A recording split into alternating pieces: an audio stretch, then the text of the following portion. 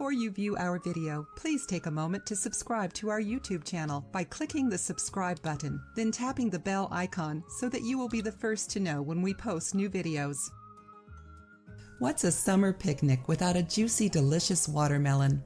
But before we slice it open, let's back up to when we first decided it was the right one to purchase. If you're like most people, you could use a few tips when at the market. And in today's video, we'll highlight 5 tips on how to pick the right one. 1. Field spot. This is the creamy or yellow part of the watermelon shell that rested on the ground. What can that color tell you? It's almost as if it's an inside peak, indicating that it basked a long time in the sun, ripening.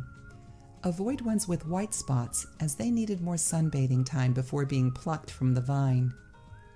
2. Webbing.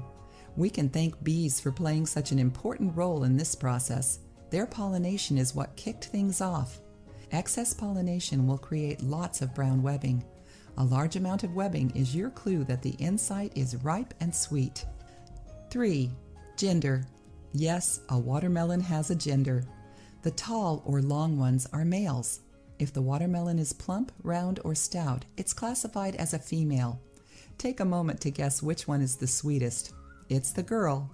And if it's a bizarre shape, it indicates its growth was not an easy process, as it probably struggled for sunlight and water.